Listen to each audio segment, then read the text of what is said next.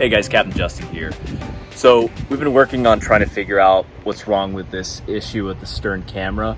So we're on a 55 Prestige and the stern camera right here has not been functioning. One of the first things we did was check all the connections. So we checked the Ethernet cable.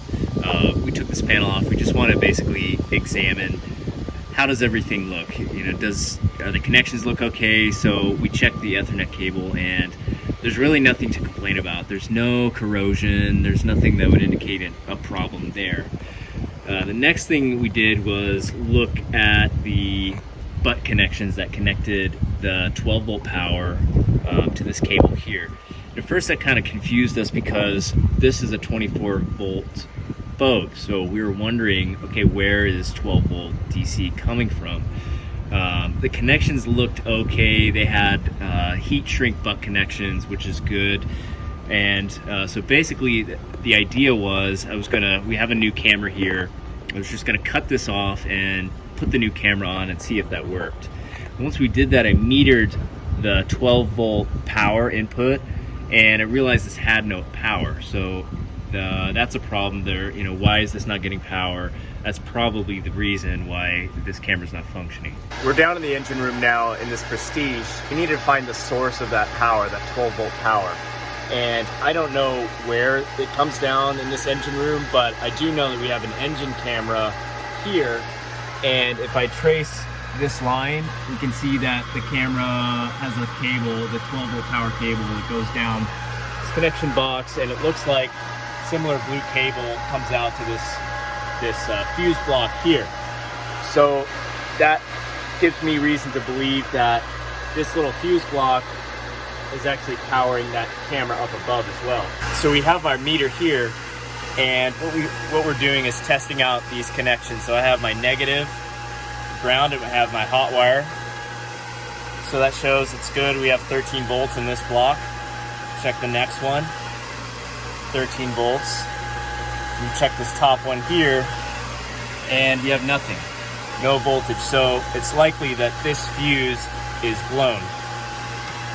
So if I pull this out and I pop a new fuse in, we test that out. Okay, now I'm getting 13 volts.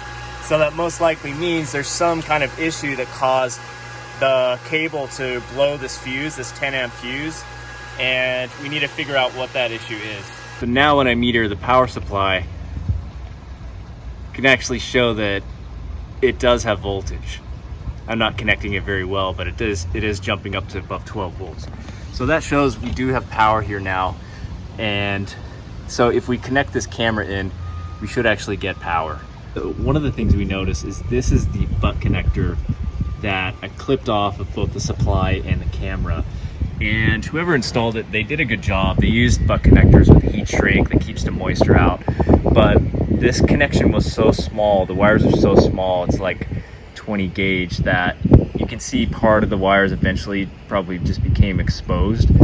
And you can see kind of the wires pulling out there. And most likely what happened is that over time, corrosions, maybe salt corrosion got in there.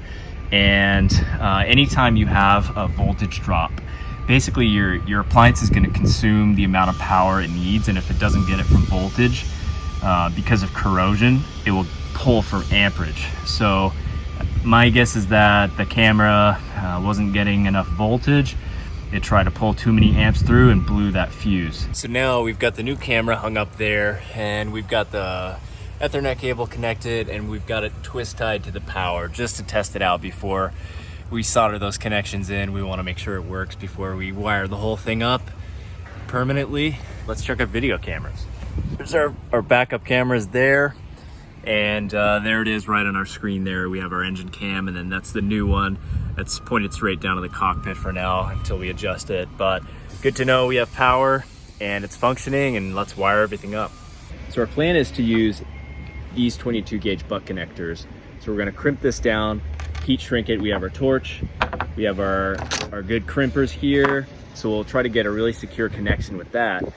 Once we have this, our next plan is to take some bigger shrink tubing, cover the entire thing and just shrink tube the whole thing. That should prevent them from wiggling loose and getting kind of corrosion and the situation where the fuse blew in the first place. So hopefully that prevents everything, keeps it nice and secure, and we get a good connection. Okay, so we've got one connector on already. We've got the second one in there. We're just gonna crimp it down. When you get a really good butt connector and you have a good set of crimping tools and you really get a lot of pressure, it actually almost welds the metal together inside. So to make sure you have a good connection, you don't want to be able to just pull these off. And I'm kind of tugging on it right here. I think we actually got pretty solid connections on each. We got these two butt connectors on. We've got our shrink tube in place.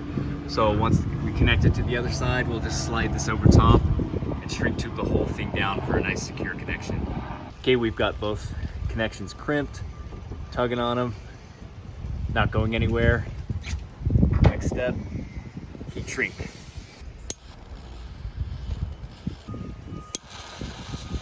So there, now we've got our butt connectors shrink tubed, and then they're inside this larger piece of shrink tubing that we also sealed up. So we should have some nice, secure, solid connections here, and it's all nicely wrapped up, so it should keep it pretty weather tight and watertight. And that's it, guys. Hope you guys enjoyed the video.